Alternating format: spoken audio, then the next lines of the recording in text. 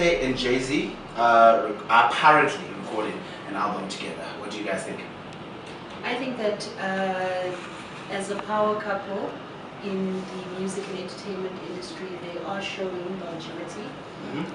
They are giving their fans what they want, and I think they are riding this relationship and whatever wave that they're on to the fullest.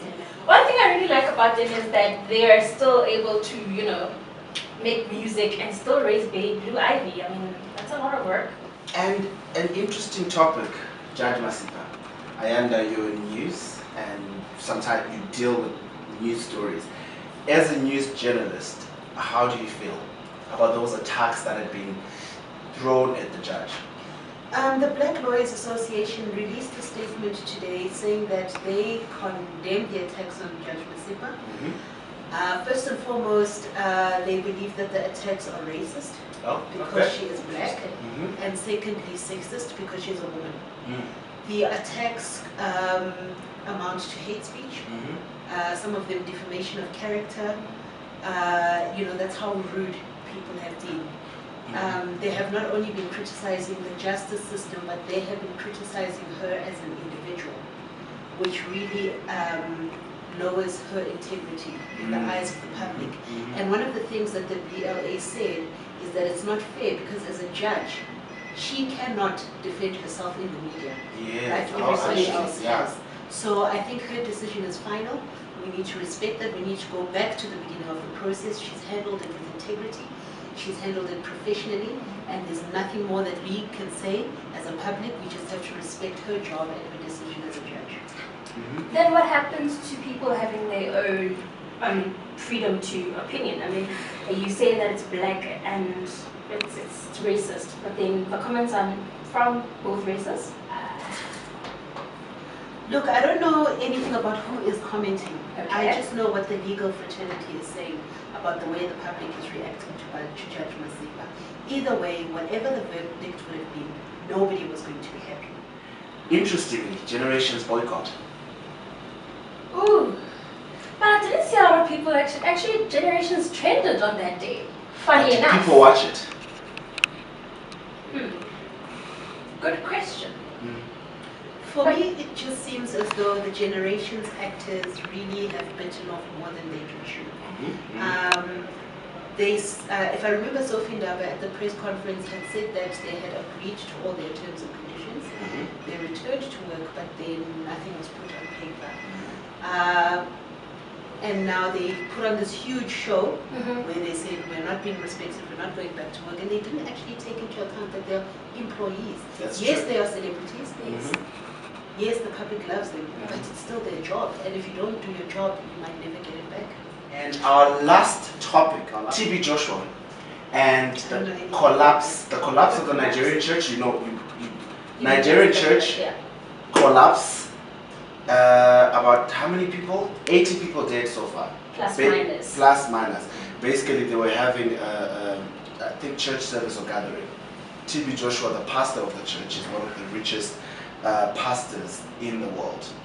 What I would want to know from you guys is what's your perception on religious leaders and money? It's a touchy subject, yes, but I would want to know that. What's your perception on that? One thing that people need to understand is that as much as they are religious leaders, at the end of the day, they're human. Yes, we put them on a pedestal saying that they should abide by the Bible or by the Quran or by any religious book out there. But you need to remember that they are human and we do make mistakes.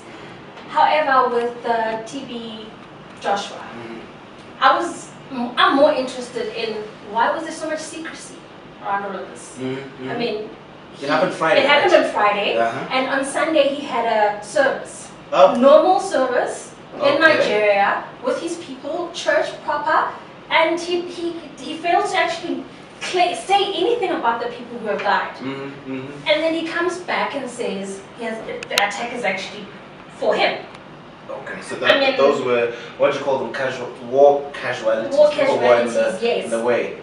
And Ayanda, your opinions, what do you think? I don't really know what this TB Joshua and money and this incident, how they connect, but I think first of all, this is a religious matter. So as you can imagine, there's a lot of conspiracy theories out there about helicopters hovering. We know that religion is based on the supernatural, right? So there's a lot of conspiracy theories out there. But what I've heard on the radio is an architect was interviewed on Kaya FM, and he said, look, this building was meant to be 2 stories through the city permit to build, and then they added 6 more stories. So logically it was going to collapse because there were no structures in place to add additional stories. So for me, that is something that makes sense. TB Joshua's response, I think he has not shown a lot of sympathy towards the families. But what could he do? Except take responsibility for his actions. And let's see who's But it's not his actions. It's not his actions, but in religious terms, from what I know, he is the father of the house, as in religious. So at some point, I think he should have said something, or not necessarily take responsibility, but in a way to take responsibility and say, I acknowledge that these people died under not my presence per se, but in my space or building. In the building that is under. So thank you for joining us. Drum topics of the week, and some shameless product placement, as they say. Drum on shelves